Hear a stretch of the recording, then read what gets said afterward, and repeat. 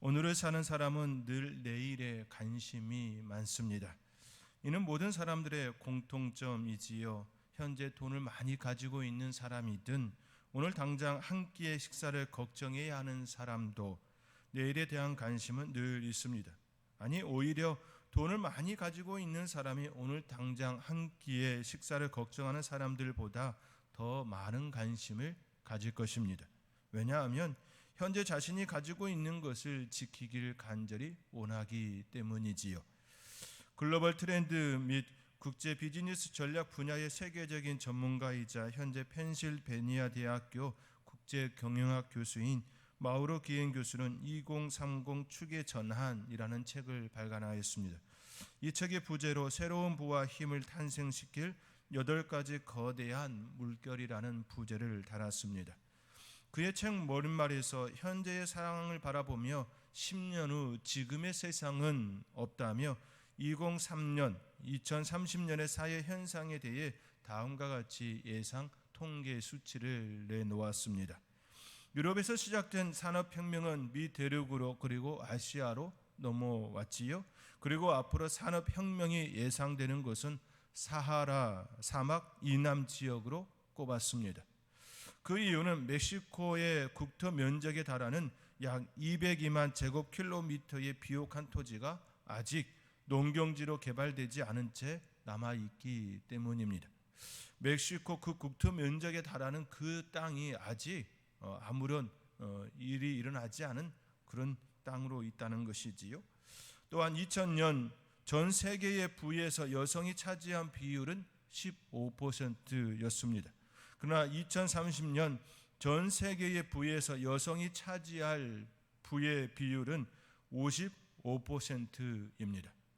여성의 부가 남성의 부보다 더 넘칠 것이라 예상하고 있는 것이지요.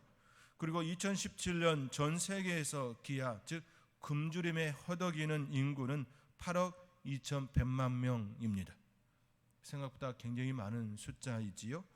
2030년 전 세계에서 굶주림에 허덕일 인구는 2억 명으로 대폭적으로 감소할 것을 예측하고 있습니다.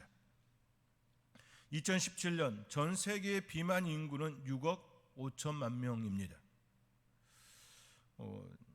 지금 2017년 기아의 굶주림에 허덕이는 인구가 8억 명이고 지금 전 세계 비만 인구가 6억 5천만 명이니까 거의 약간 비슷한 숫자가 한쪽은 비만이고 한쪽은 굶주려 허덕이는 그 모습이 2017년의 모습이라는 것이지요. 2030년 전 세계의 비만 예상 인구는 11억 명입니다. 그리고 2030년 비만의 질이라 예상되는 미국인은 전체 미국인의 50%로 예상하고 있습니다. 미국인의 50%가 굉장히 비만해지는 모습을 갖게 될 거라는 거죠. 점점 전 세계가 굶주림에서 벗어나 비만 상태가 될 것이라 그렇게 예측하고 있습니다. 2030년 전 세계 도시의 토지 점유 비율은 도시의 토지 점유 비율입니다. 1.1%입니다. 전 세계에서 도시가 차지하고 있는 퍼센트가 1.1%라는 거예요. 그렇게 아주 적은 퍼센트이지요. 2030년 전 세계의 도시 거주 인구 비율은 60%이며 그러니까 전 세계의 1%가 도시라고 한다면 이 도시의 전 세계 인구가 60%가 살고 있다는 겁니다. 2030년 도시의 탄소 배출량 비율은 87%이고 2030년 해수면 상승에 도출된 도시 인구 비율은 80%로 예측하였습니다. 즉 일본과 같은 그런 도시가 해수면으로 인하여서 점점 더 어려운 상황에 놓일 수 있는 그 도시가 80%로 예측한다는 것이지요. 점점 더 도시에 집중되고 그로 인하여 탄소 배출량이 더 늘어날 것을 예측하고 있는 책의 내용입니다. 현재 최대 규모의 중상층 소비 시장은 미국과 서유럽입니다.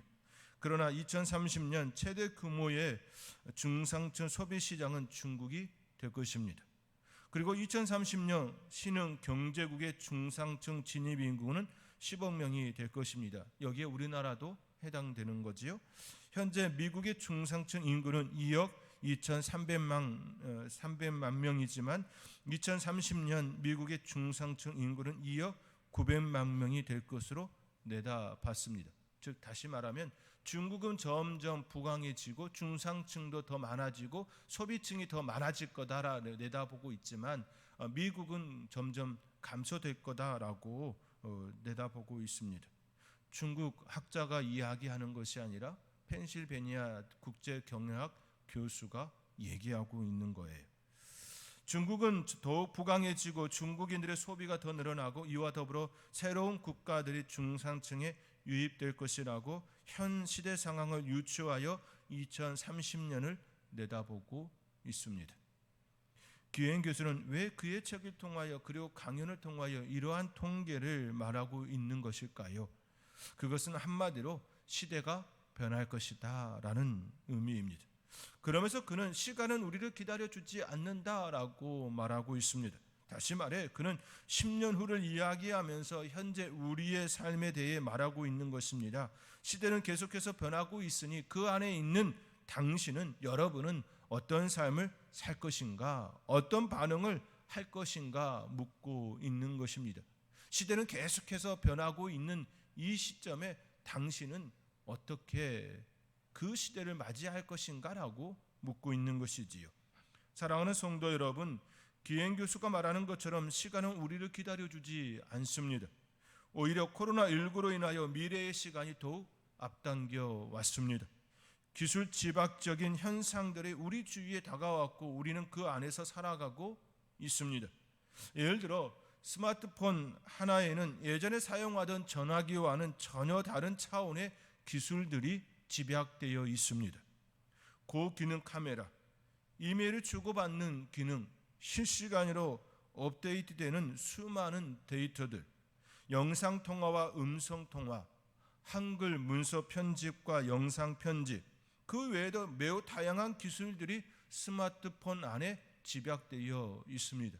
예전에 전화기는 통화만 되어지면 되었지요. 그러나 지금의 스마트폰에는 너무나도 많은 기술, 그 기술들이 집약되어 있습니다. 요즘 농촌에 내려가도 하우스 안에 기술 집약적인 농축의 기술들이 되어 있지요. 기술들이 굉장히 많이 함축 집약되어 있습니다. 우리는 그것을 사용하면서도 이제는 그리 신비해하지도 않습니다. 스마트폰을 쓰고 있으면서 신기해 계속 그러고 계시나요? 아니죠. 이미 익숙한 상태가 되었습니다. 학교 교실에서 수업이 가능했던 시대에서 영상으로 언택트 수업이 가능한 시대에 우리는 살아가고 있습니다. 시간은 결코 우리를 기다려주지 않습니다. 우리가 준비되었을 때에 다가오는 것이 아니라 우리의 준비와는 상관없이 우리에게 다가오고 있습니다. 여러분은 미래를 준비하고 있습니까? 미래의 시간을 기대하고 있습니까? 오늘을 살아가는 저와 여러분에게 미래가 기대되고 풍성한 삶이 되기를 주님의 이름으로 축원드립니다. 시간은 우리를 기다려주지 않는다는 기행 교수의 말을 마음에 되새겨 볼 수 있기를 바랍니다. 이 말은 단순히 10년 후, 20년 후의 시간만이 아니라 내세도 마찬가지입니다. 10년 후, 20년 후뿐만 아니라 우리 죽음 이후의 삶도 마찬가지라는 것이지요. 내세도 우리를 기다려주지 않습니다. 우리의 마음과 우리의 시간 그리고 준비와 상관없이 내세도 우리에게 다가올 것이고 누군가에게는 매우 이미 가까이 다가와 있을 것입니다. 내세가 무엇입니까? 죽음 이후의 세계를 일컫지요. 현세는 죽음 이전의 현재의 삶을 일컫고 있습니다. 여러분은 현세와 내세에 대해 어떤 마음으로 살아가고 있습니까?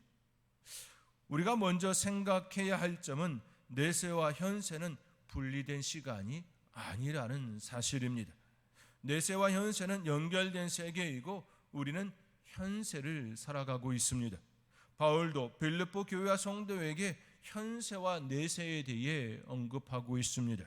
그가 우리에게 알려주는 현세와 내세의 관계에 대해 함께 생각해 볼 수 있기를 원합니다.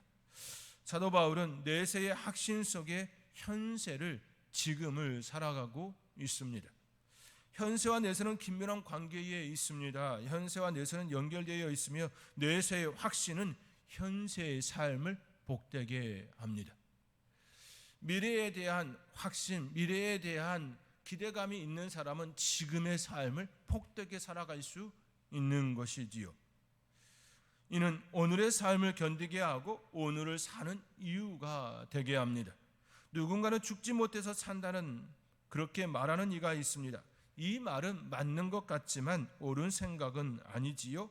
죽지 못해서 산다는 것은 우선 죽음은 나의 고난이 아니라는 말을 내포합니다. 삶과 죽음은 인간의 손에 있지 않습니다. 하나님의 손에 있습니다. 그렇게 죽지 못해서 산다는 것은 맞는 말 맞습니다. 그러나 산다는 건 역시 하나님의 손에 있음을 고백해야 하는 것이지요. 그러나 죽지 못해서 산다고 말하는 이들의 공통점은 산다는 것에 의미를 둘 수 없다라는 것입니다. 왜 살아야 하는지에 대한 생각, 목적, 의미, 삶의 가치가 없다라는 뜻입니다. 죽지 못해서 산다라고 하는 건 지금 현재의 삶의 의미, 목적, 삶의 가치, 삶에 대한 생각이 없다라는 것이지요. 현재 사는 의미를 모르는 이가 죽음 이후의 내세의 의미가 과연 있을까요? 지금 현재 살아가는 삶의 의미를 모르는데 과연 내세의 그 삶의 의미, 그 축복을 알 수 있을까요? 우리는 깊이 생각해야 합니다. 지금 사는 의미를 바로 깨닫지 못한다면 내세에 대한 소망, 바른 의미를 품을 수 없습니다. 지금 현세의 삶에 대한 의미를 갖는 사람이 내세의 축복, 내세에 대한 소망 가운데에 살아갈 수 있는 것이지요. 반대로 접근해도 마찬가지입니다.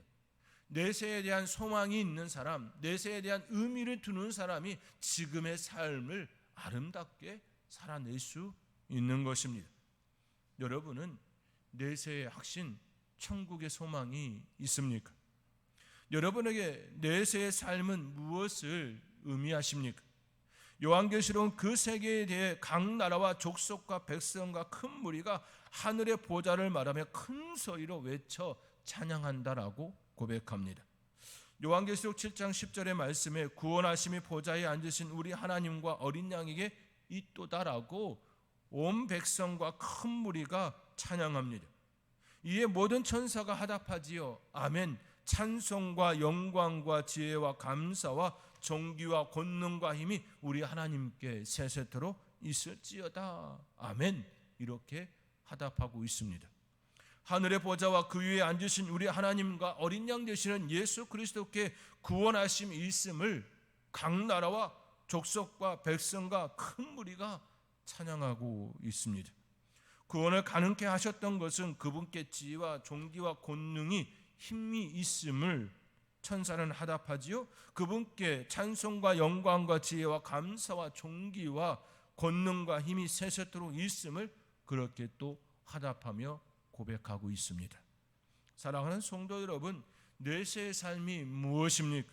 바로 구원의 감격과 감동이 있는 삶입니다. 우리를 구원하여 주신 하나님과 함께하는 축복의 삶입니다. 기쁨입니다. 희락이며 평안과 안식입니다. 우리는 이미 이 땅 가운데서 내세의 즐거움과 기쁨을 맛보고 있습니다. 구원의 감격과 구원의 감동이 지금 이 땅 가운데 살아가는 동안 우리는 가지고 있습니다. 구원의 감격과 감동은 내세에서만 주어지는 것이 아니라 현세의 삶에서도 이루어지기 때문이지요. 내세와 현세는 분리되지 않습니다. 이미 우리 안에 내세의 축복이 이루어졌습니다. 그것을 경험하지 못한다면 결코 내세의 축복, 천국의 소망은 없을 것입니다. 현재 지금의 삶의 자리에서 구원의 소망, 구원의 감동, 구원의 감격이 있는 자가 내세의 소망, 내세의 축복을 누리는 것이지요. 경험하지 않은 세계를 어찌 얻을 수 있겠습니까? 하나님을 경험하지 않았는데 어찌 하나님과 동행할 수 있겠습니까? 어린 양 되시는 예수 그리스도를 나의 구세주로 고백하지 못하는데 어찌 구원의 기쁨, 천국의 기쁨, 천국의 소망을 가질 수 있겠습니까? 결코 경험할 수도 누릴 수도 없습니다. 지금 현재 여러분의 삶 가운데 천국의 소망, 천국의 기쁨이 있는지, 그리고 그 안에서 참된 평안과 안식이 있는지 여러분 자신에게 물어보시기 바랍니다. 솔직하게 여러분 자신에게 하나님 앞에서 답해 보시기 바랍니다. 만약 그 기쁨과 소망, 평안과 안식을 모른다면 하나님께 간구하시기 바랍니다. 천국의 소망, 구원의 기쁨을 간절히 원한다면 나에게 주님 찾아와 주셔서 그 은혜를 경험하며 내세의 소망, 내세의 확신을 갖고 살아가는 내가 되기를 원한다고 고백하시기 바랍니다.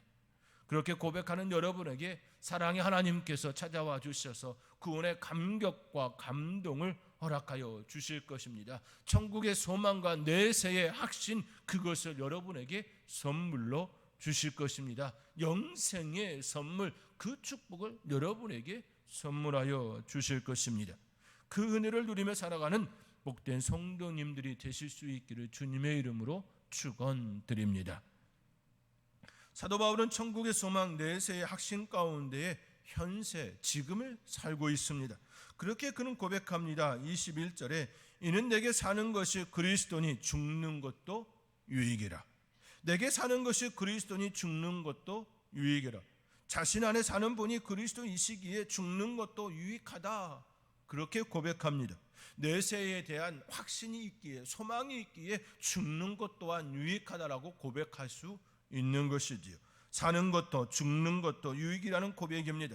진정 그는 이미 하나님의 나라, 천국의 소망, 내세의 확신 속에 거침없는 고백, 확신의 찬 고백을 지금 빌립보 교회와 성도들에게 편지로 고백하고 있는 것입니다. 그런데 더 나아가 23절에서 내가 그 둘 사이에 끼었으니 차라리 세상을 떠나서 그리스도와 함께 있는 것이 훨씬 더 좋은 일이라 그렇게 하고 싶다라고 고백합니다. 내가 선택할 수 있다면 죽음을 선택하겠다. 왜입니까? 그리스도와 함께 있는 것이 훨씬 더 좋기에, 내세의 소망이 천국의 삶이 더욱더 기쁨의 삶이기에 그것을 자신은 선택하겠다, 그렇게 고백하는 것. 이미 그는 천국의 소망, 천국의 기쁨을 맛보았기에 세상을 떠나서 그리스도와 함께 그곳에 있는 것이 훨씬 더 좋다고 빌립보 교회와 성도들을 향하여 고백하고 있습니다. 이 모습은 사도 바울의 고백만이 아닌 우리의 고백, 그리스도인이라면 누구나 그렇게 고백해야 하는 것 아닐까요? 현세를 살아가는 그리스도인이라면 내세의 소망 가운데에 그리스도와 함께하는 천국의 삶이 나가기를 원한다라고 고백하는 것, 선택하기를 원하는 것 모두의 공통점이라 저는 생각합니다. 누구나 한 번쯤 꼭 다시 가보고 싶은 곳이나 식당이 있을 것입니다. 이것을 인생 맛집 이렇게 표현하지요. 여러분이 살면서 꼭 다시 가보고 싶은 그런 곳이나 식당 말입니다. 그 이유가 무엇입니까? 그것이 만약 식당이라면 그 집만의 특별한 맛이 있기 때문이지요. 어디에서도 쉽게 맛볼 수 없는 그 맛을 보았기에 다시 가보고 싶을 것입니다. 그것이 때론 어머니의 손맛일 때도 있지요. 이미 이 세상에 계시지 않은 어머니의 그 손맛이 그리움, 그 맛을 잊지 못해서 꼭 다시 먹고 싶다라는 그런 소망도 같은 의미일 겁니다. 이미 경험한 자만이 느낄 수 있는 모습이지요. 이미 맛을 본 사람만이 다시 먹고 싶고 다시 가보고 싶은 그런 모습입니다. 사도 바울은 바로 천국의 맛을 이미 경험하였던 것입니다. 그렇기에 천국의 소망, 내세의 확신 속에 지금의 삶을 살고 있는 것입니다. 사랑하는 성도 여러분, 여러분은 천국의 맛을 느끼고 계십니까? 천국의 맛을 보았습니까? 내세의 확신 가운데에 살고 계십니까? 그 맛을 경험하였다면 사모함이 더욱 간절할 겁니다. 천국의 맛을 경험하였다면 내 마음속에 천국에 대한 그 간절함이, 그 사모함이 점점 더 크게 달해지는 것이지요. 내 몸이, 내 마음이 그곳을 향하여 더욱 달리고 있는 모습일 겁니다. 그 간절함으로 지금의 삶을 살아내는 복된 성도님들이 될 수 있기를 주님의 이름으로 축원드립니다. 또한 사도 바울은 내일을 위한 오늘의 삶을 살고 있습니다. 내세를 위한 현세의 삶을 살고 있습니다. 오늘 본문 22절의 말씀입니다. 우리 함께 오늘 본문 22절의 말씀을 우리 함께 읽겠습니다. 그러나 만일 육신으로 사는 이것이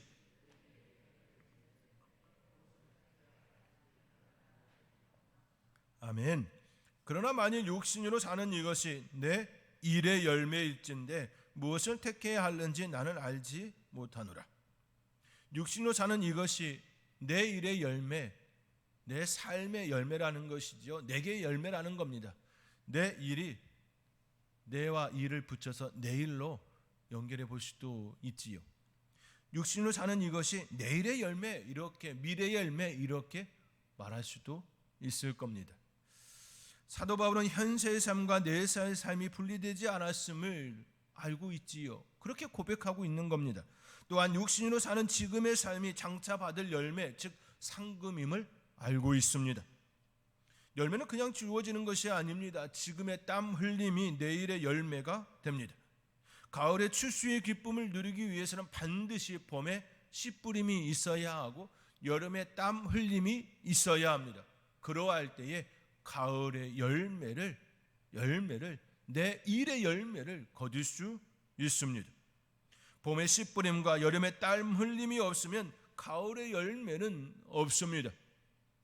우리가 다음 세대들을 위하여 씨 뿌림과 열정으로 그들을 사랑하는 그 가르침이 없으면 결코 우리 미래의 시대에 신앙은 없습니다. 그렇지요?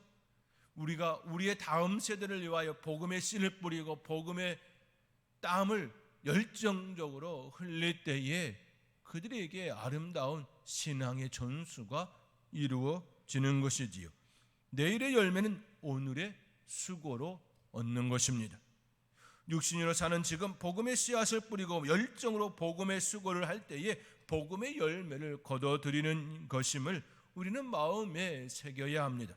만약 이 땅에서 삶이 전부이고 이 땅에서 삶이 끝나면 더 이상의 삶이 없고 끝이라면 지금의 삶을 더 오래 살려 할 것입니다. 그렇지요. 내세의 삶이 없다면 어떻게 해서든 지금 현세의 삶을 오래오래 살려고 하는 것이 마땅한 생각 아닐까요? 그러나 사도 바울은 이 땅에서 삶이 끝이 아니고 내세의 삶이 있음을 알기에 지금의 삶을 자신의 열매라 여겼던 것입니다. 지금의 현세의 수고가 장차 받을 열매, 자신의 열매임을 알았던 것입니다.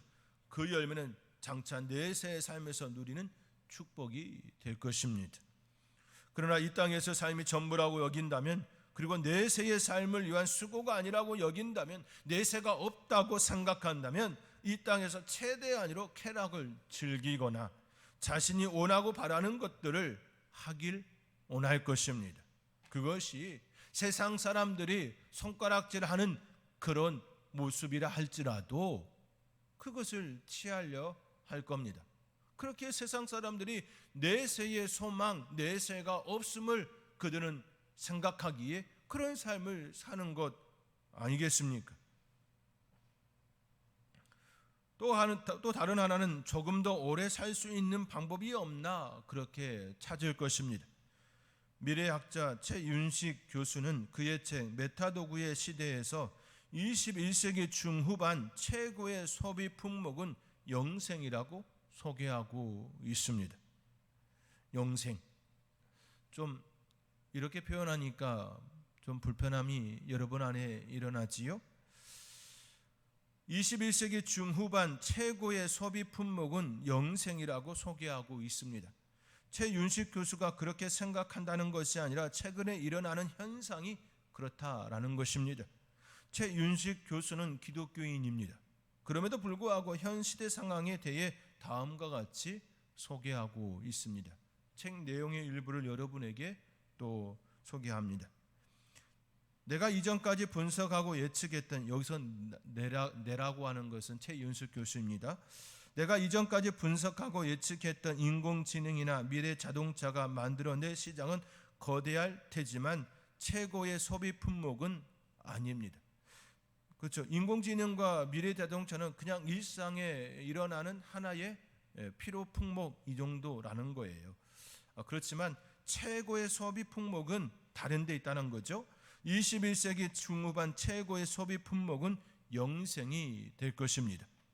실제로 구글 창업자 세르게이 브린과 레리 페이지는 2013년 칼리코라는 회사를 설립해서 인간의 수명을 500세까지 연장하는 연구를 시작했습니다. 여기서 영생이라고 하는 것은 이 땅에서 오래 사는 것, 오래 사는 것이 단지 100년에서 120년, 130년, 150년 그런 개념이 아닌 몇백 년, 더 심하게 표현하면 1000년, 2000년의 그 세월을 의미하고 있는 것입니다. 실제로 구글 창업자 세르게이 브린과 레리 페이지는 2013년 칼리코라는 회사를 설립해서 인간의 수명을 500세까지 연장하는 연구를 시작했습니다. 이들의 도전은 성공할까요? 21세기는 이들의 도전은 성공할까요? 라고 하는 것은 최윤숙 교수가 독자들에게 묻는 물음입니다. 이것은 여러분에게 묻는 질문이기도 할 것입니다. 21세기는 세 가지 메타 도구, 즉 지능 도구, 나노 도구, 3D 프린팅 도구의 발전 덕택으로 영생은 갖고 싶은 꿈이 아니라 실제로 구매할 수 있는 제품이 될 수 있습니다. 가능하다 이렇게 내다보고 있는 것이지요. 이런 도구들을 사용해서 주름진 피부를 새 피부 조직으로 대체하고 기능이 저하된 장기를 새 장기로 교체하고 실제로 일부 이루어지고 있지요. 주름이 새 피부로 평평해지는 그런 기술들이 이미 일어나고 있습니다. 또 기능이 저하된 장기를 새 장기로 교체하는 일들이 일어나고 있지요. 인공 심장, 인공 이런 그런 것들이 실제로 일어나고 있다라는 것 우리는 이미 알고 있습니다. 병의 근원에 대항하고 몸속의 면역 세포 군단을 지원하는 나노기계 군단을 만들어 노화와 죽음이라는 자연의 섭리에 도전하는 시대가 열리면 불가능한 꿈이었던 영생에 도전 가능해집니다. 나는 당신과 우리의 자녀 세대가 영생에 도전하고 영생 서비스를 소비하는 방법을 두 가지로 예측합니다. 두 가지 방법으로 접근될 수 있다라고 본 것이지요. 하나는 생물학적 반영생이고 다른 하나는 디지털 영생입니다. 먼저 생물학적 반영생 가능성에 대해 예측해 보면 인간이 생물학적으로 완전한 영생에 이르는 것은 불가능한 목표입니다. 하지만 생물학적으로 완전한 영생 1000년이고 2000년이고 3000년이고 그렇게 사는 것은 불가능하다 이렇게 본 것이지요. 그렇지만 또 다른 부분으로 이야기합니다. 하지만 과학과 의학기술 발달로 수명을 연장하는 것은 가능합니다. 그 연장이 생각보다 굉장히 길다라는 거예요. 수명 연장의 꿈을 이루어줄 수 있는 힘은 디지털 기술, 나노 기술, 장기 복제 기술 그리고 마지막으로 시간과 공간의 압축 현상입니다. 그리고 디지털 영생은 인간의 기억과 인식 능력과 자아를 컴퓨터에 이식하여 몸은 죽어도 가상 자아가 영생하는 방법입니다. 예전에 그 영화 로보캅이라는 영화 보셨을 것입니다. 한 번쯤 보지 못했다 할지라도 들어본 적은 있을 것이죠. 로보캅. 인간이 다쳐서 그 인간의 두뇌를 또 기계에 결합해서 로봇이 되어지는 인간 로봇이라고 표현하는 것이 조금 더 맞는 표현일 것 같습니다. 그것이 이제 인간의 이 두뇌, 이 자아, 가상 이 자아가 컴퓨터에 이식되어져서 디지털로 산다라고 하는 그 개념이 바로 디지털 영생입니다. 디지털 영생은 인간의 기억과 인식 능력과 자아를 컴퓨터에 이식하여 몸은 죽어도 가상 자아가 영생하는 방법입니다. 2013년 6월 미국 뉴욕의 링컨 센터에서 개최된 글로벌 퓨처 2045 회의에서 미래의 2045년 그 회의라는 개념이죠. 미래를 내다보면서 2013년 6월에 이미 회의가 이루어졌다라는 겁니다. 학자들은 신체 수명이 다한 후에도 인간의 정신이 살아남을 수 있는 기술에 대한 활발한 논의를 하였습니다. 벌써 7년, 8년 전에 이런 논의를 했다라는 겁니다. 인간의 두뇌 속에 데이터를 컴퓨터로 전송해 홀로그램 상태의 가상 신체를 만드는 프로젝트였습니다. 이러한 미래가 가능할까요? 그 가능성을 예측해 보면 현실 세계에서의 과학과 의학 기술만으로 완전한 영생은 불가능합니다. 그러나 가상 세계는 가능합니다. 디지털 영생은 가능할 수 있다. 그렇게 조심스럽게 내다보고 있다라는 겁니다. 지금까지 최윤식 교수가 말하고 현 시대 속에서 논의되고 있는 영생에 대해 여러분에게 소개해 드렸습니다. 너무 어려운 이야기인가요? 이 이야기는 생각보다 어려운 이야기는 아닙니다. 진시황이 불로장생 약초를 구하러 신하를 보낸 사건과 비슷한 맥락입니다. 진시황은 늙지 않고 오래 장수하기 위해 약초를 구한 것이라면 현 시대는 의학기술과 현대 과학기술을 조합하여 죽지 않고 오래 살아갈 수 있는 방법을 찾는 것입니다. 진시황은 약초를 통해서 지금 현대인들은 과학자들은 과학기술을 통하여서 찾으려고 하는 그 방법의 차이일 뿐인 것이지요. 우리 인간의 안에 있는 오래 살고 싶다, 장수하고 싶다라고 하는 것을 이렇게 접근하고 있다라는 겁니다. 예나 지금이나 이 땅에서의 영생을 꿈꾸고 있습니다. 여러분은 어떻습니까? 이 땅에서 영생을 소망하고 계십니까? 만약 그러한 마음이 있다면 그 이유는 무엇입니까? 이 땅에서의 영생은 결코 허락되지 않았습니다. 그렇게 우리가 진정으로 소망하고 살아가야 할 세계는 내세입니다. 성경은 하나님께서는 결코 이 땅에서의 영생을 허락하지 않았습니다. 아니, 처음 천지 창조를 하시고 인간을 창조하셨을 때는 이 땅에서의 영생을 허락하셨지요. 그러나 인간의 제약으로 인하여 이 세계는 망가졌고 영생할 수 없게 되었습니다.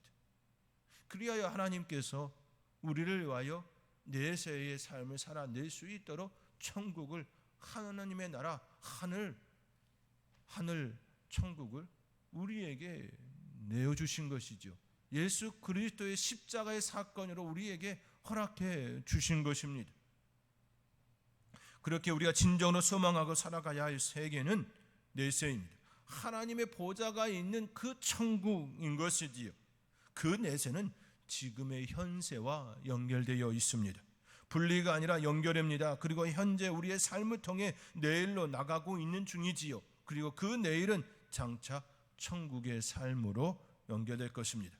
사랑하는 성도 여러분, 바울은 내일을 위한 오늘을 살고 있습니다. 그렇다고 오늘의 기쁨, 안식, 평안이 없는 것이 아닙니다. 가을의 추수를 위하여 농부가 씨를 뿌리고 여름에 땀을 흘리며 수고하는 것과 같습니다.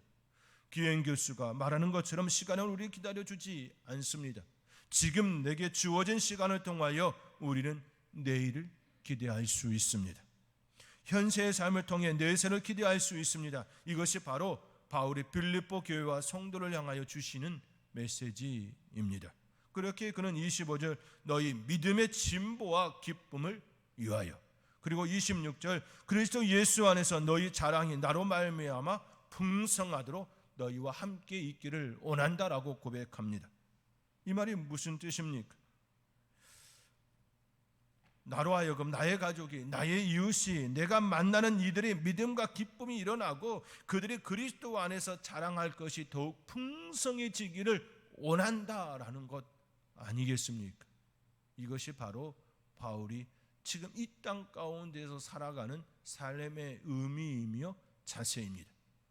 이 자세가 우리의 삶의 모습이어야 될 줄 믿습니다. 나로 인하여 나의 가족이, 나의 이웃이, 내가 만나는 그 사람들이 믿음과 기쁨이 더하여지고, 또 나로 인하여 예수 그리스도 안에서 자랑할 것이 그들에게 많아지기를 품는 것, 이것이 진정 우리가 이 땅 가운데 살아가는 동안 마음에 품어야 될 삶의 모습임을 마음에 새기시고 그렇게 삶을 살아낼 수 있는 저와 여러분이 될 수 있기를 주님의 이름으로 축원드립니다.